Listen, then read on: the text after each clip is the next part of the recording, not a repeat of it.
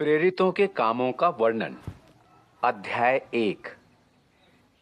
हे Theophilus, मैंने पहली पुस्तिका उन सब बातों के विषय में लिखी जो यीशु ने आरंभ में की और करता और सिखाता रहा, उस दिन तक जब वो उन प्रेरितों को जिन्हें उसने चुना था पवित्र आत्मा के द्वारा आज्ञा देकर ऊपर उठाया न गया।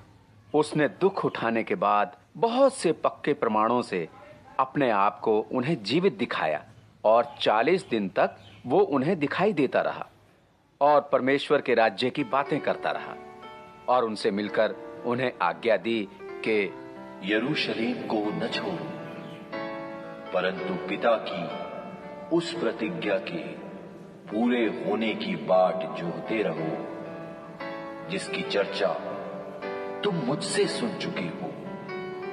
क्योंकि यूहन्ना ने तो पानी में बपतिस्मा दिया है, परंतु थोड़े दिनों के बाद तुम पवित्र आत्मा से बपतिस्मा पाओगे। सो उन्होंने इकट्ठे होकर उससे पूछा कि हे प्रभु, क्या तू इसी समय इज़राइल को राज्य फेर देगा? उसने उनसे कहा, उन समयों या कालों को जानना जिनको पिता ने अपने ही अधिकार में रखा है तुम्हारा काम नहीं, परंतु जब पवित्र आत्मा तुम पर आएगा तब तुम सामर्थ पाओगे और यरूशलेम और सारे यहूदिया और सामरिया में और पृथ्वी की छोर तक मेरे गवाह होंगे। ये कहकर वो उनके देखते देखते ऊपर उठा लिया गया और बादल ने उसे उनकी आंखों में छिपा लिया। और उसके जाते समय जब वे आकाश की ओर ताक रहे थे तो देखो, 2 पुरुष श्वेत वस्त्र पहने हुए उनके पास आ खड़े हुए और कहने लगे, हे गलीली पुरुषों, तुम क्यों खड़े स्वर्ग की ओर देख रहे हो? यही यीशु जो तुम्हारे पास से स्वर्ग पर उठा लिया गया है, जिस रीति से तुमने उसे स्वर्ग को जाते देखा है, उसी रीति से वो फिर आएगा। तब वे जैतून नाम के पहाड़ से जो यरूशलेम के निकट एक सप्त के दिन की दूरी पर है, यरूशलेम को लौटे।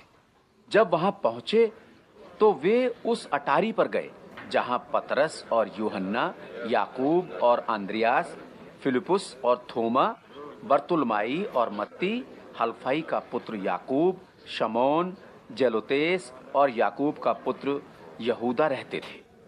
ये सब कई स्त्रियों और यीशु की माता मरियम और उसके भाइयों के साथ एक चित्त होकर प्रार्थना में लगे रहे।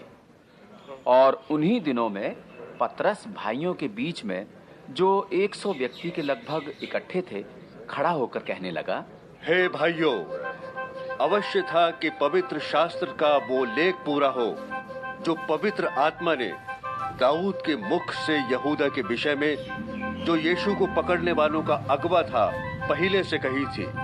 क्योंकि वो तो हम में गिना गया और इस सेवाकाई में सहभागी हुआ। उसने अधर्म की कमाई से एक खेत मोल लिया और सिर के बल गिरा और उसका पेट फट गया और उसकी सब अतड़ियां निकल पड़ी। और इस बात को यरूशलेम के सब रहने वाले जान गए, यहाँ तक कि उस खेत का नाम उनकी भाषा में हकलदमा अर्थात लोहू का खेत पड़ गया। क्योंकि भजन संहिता में लिखा है कि उसका घर उजड़ जाए और उसमें कोई न बसे और उसका पद कोई दूसरा ले ले।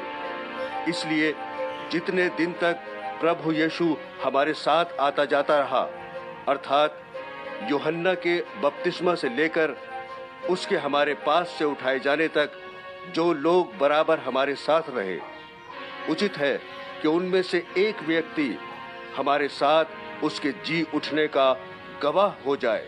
तब उन्होंने 2 को खड़ा किया, एक यूसुफ को जो बरसबा कहलाता है, जिसका उपनाम युस्तुस है, दूसरा मत्तित्याह को, और ये कहकर प्रार्थना की, हे प्रभु, तू जो सबके मन जानता है, ये प्रकट कर कि इन दोनों में से तूने किसको चुना है कि वो इस सेवकाई और प्रेरिताई का पद ले जिसे यहूदा छोड़कर अपने स्थान को गया है।